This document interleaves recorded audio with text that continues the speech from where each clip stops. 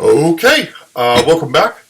Today is going to be Macro Chapter 14, Money and Banking. So, if you want to pull out your notes, and after you've done your reading, pull out your notes and follow along. I've tried to make it as easy as possible, and I'm doing a little extra stuff. All right, so here we go. I will preface this chapter by this is one of the shortest lectures we'll have, probably. One of the things that I've learned is that students tend to already have a decent grasp of banking concepts because it's so important to everyday life and it's so ubiquitous in our society that most people already have the basic concepts of this stuff down. And so I'll just sort of walk you through a little bit of it, talk to you about the Q1 and Q2 stocks, and then we'll move on to the next chapter, okay? All right. So, I guess we'll start off by what is money, and then we'll get into what is banking and how does banking work, and then we'll wrap it up. So, money is just a way for us to exchange. If we did not have a currency, a set and established currency, we would be bartering. And bartering is extraordinarily inefficient because of the double coincidence of wants, is what it's called. And it's the idea that, say, I make bookshelves, okay? And I want that piece of art that is on my back wall. And so I need to find an artist in my community who I trust and who I think does a good job and who I think can express what I'm trying to tell them. Or even, they've already done this piece of art. I want it. They need bookshelves. Somehow we have to come to an agreement on how many bookshelves, how much bookshelf do you get for how much art, right? And I have to go find an artist, right? I can't go to an art store and I can't buy art from the farmer or the chicken rancher or another bookshelf maker or a house or an architect or whatever it is. So obviously, you can see this is highly inefficient. We needed some way to create currency, and currency has existed for much of at least recorded human history, right? So, I don't know. And for even further back than that, as long, at least through archaeological evidence, as much as tens of thousands of years back. So, very interesting. The chapter touched on shells being used, little curly shells,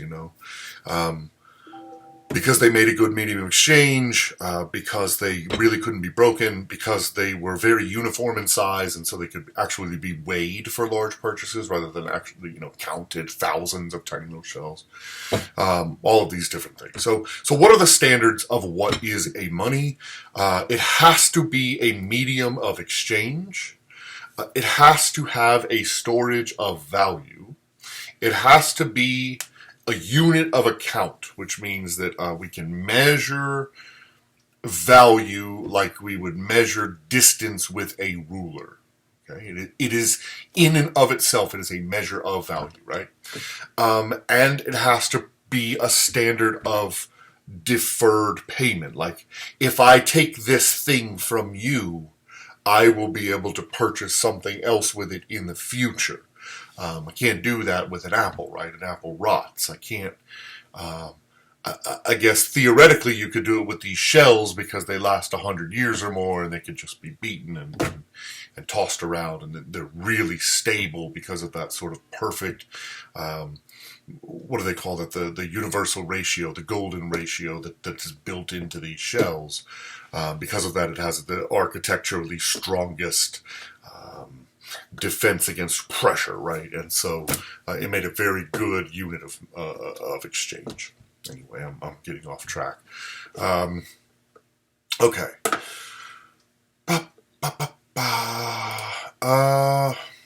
Commodity money is basically like gold, or silver, or bronze, or whatever it is. This is I can buy things with a weight of something, but it's not exactly money because it can also be used for other purposes, right? Gold, silver, bronze, etc., can be used in statues, can be used in high tech rare metals. All these different kind of things, wiring and computering and cell phones and etc. Commodity-backed currency is the idea that gold, in the sense of like literally Fort Knox. We used to have Fort Knox. It held this absurdly gigantic storage of gold so that we could say that our dollar is backed by gold, right? It was called specie. And it was much of what sort of the mercantilist economy was based on. Like go out there and it's not all about colonialization and discovery. It's all about it's also about just stealing all of your gold and silver. I mean, it's terrible, but this is how ancient economies work, and not even all that ancient. I mean, this is pretty contemporary, right? The British Empire didn't really collapse until like the 1930s, 1940s, and so arguably a little bit before then, you're seeing Africa and India go into colonial revolutions, but this idea of specie and just collecting gold and silver and all of these things lasted for a very long time. And we really didn't get off of it until the late 1950s, early 1960s, when we moved to the fiat system.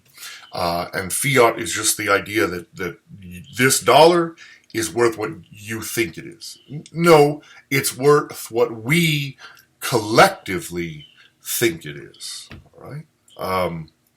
It's not about you as an individual. It is about what the collective sort of tied to the invisible hand all think about what is the value of this single unit of currency. And what is it relative to the yuan, or the former mark, or the euro now, or the British pound, or the Afrikaans, all of these different things. What are they worth in and of themselves if I were to exchange them for something, and then what are they worth relative to each other, which just helps to strengthen their beliefs about their value. It's really interesting. And if you're interested in any of this stuff, like how belief drives value, right? Because a dollar bill and a $100 bill look exactly the same. They're not really worth anything. It is just the cotton that it is printed on, because it's not really mostly paper. And so it's just about beliefs. Like, what does our society, what does our globe, what does our market, do we think that things are going to get better in the future? Do we think there's going to be inflation? Do we think there's going to be deflation? Do we think that our money is worth more than the yuan? And do the markets think so? It's really wild stuff. And if you're interested, go check out some like mass behavioral psychology. There's a lot of stuff written on how these fiat currency markets work, and the aggregate behavioralism behind how it works. So that'd be a really cool paper. I'd like to read it. I've read some of it before, but if any of you are interested. All right, let's move on. There are two types of currency, M1 and M2. Now they're adding an M3, but we'll focus on these. These are the two that economists focus on. M1 and M2. M1 is always the smaller pie. It is the highly liquid value currency, whatever you want to call it, in the system. Highly liquid. It's not all currency, right? Some of it is savings, some of it is checking account, some of it is not really savings, actually, and we'll talk about that in a minute.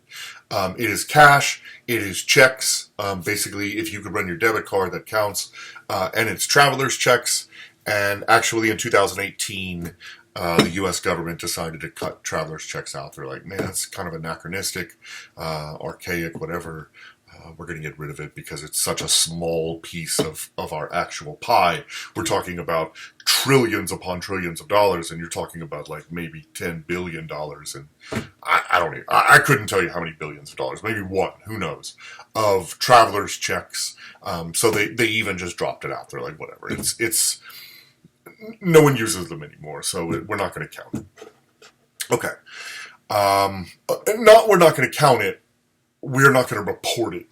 It's not interesting. It doesn't affect anything. Okay. So it's still in the M1. It's just nobody cares. The M2 includes all of the M1. That is part of M2. But it is also savings accounts, deposits, money market funds, CODs, all of these sort of bonds, longer term investments in the market. They're still more liquid than, say, a factory, right? A factory doesn't even count. It is worth something, but it doesn't count as currency supply, right? There is value there, but it's not liquid. We can't spend it. You can't buy anything with it, and therefore we're not going to count it. These are M1 is the stuff that we can basically just spend right now. M2 is the stuff that maybe it has to sit for a year or two, sometimes a decade, like with bonds. But you could pull them out if you wanted to. And actually, there's been a lot of conspiracy theory lately. I want to talk to you about the two graphs down here below. There's been a lot of conspiracy theory out there about, oh man, we're exploding the currency in the market. It's going to lead to insane inflation. Joe Biden's going crazy, and none of it's true. First of all, the currency explosion from the M1 explosion happened in around March of 2020, long before Donald Trump was out of office. And it is only because of a very minor change to a very small law, basically. They were counting savings accounts as M2, less liquid capital, because there were limits on that you could only use it 6 times in every 30-day period. Okay, so there was a limit. They're like, this is a savings account. You can only draw from it, or you can only like swipe or write a check or whatever. You can only do that 6 times every month, and therefore it doesn't really qualify as an M1, as this highly, highly liquid currency. That changed.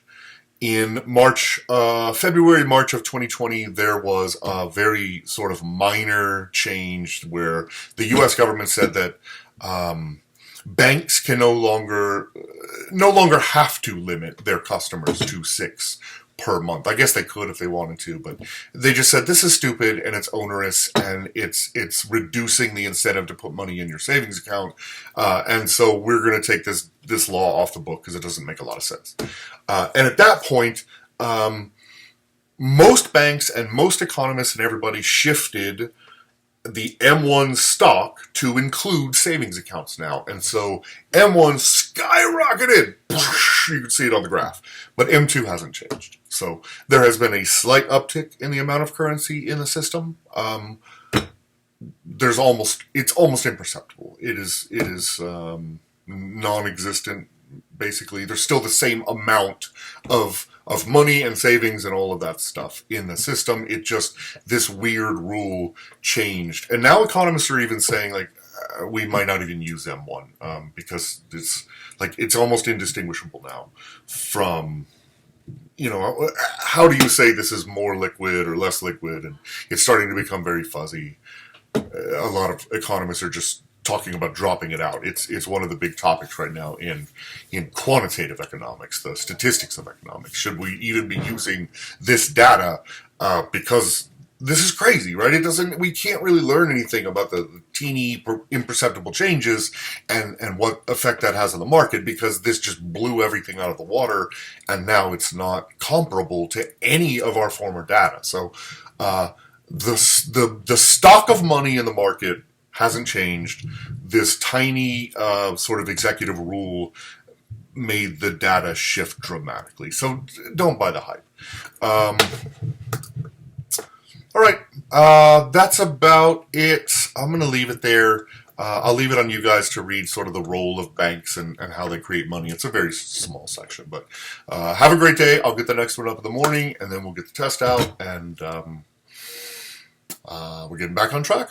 All right. If you have any questions, shoot me an email. I will also get to all of those tomorrow, because I owe you guys about 25 emails across my 4 courses. So I've just been trying to get back on track and then give you your time, and then I can use my time to do that stuff. So, all right. Have a great day, and stay happy and healthy.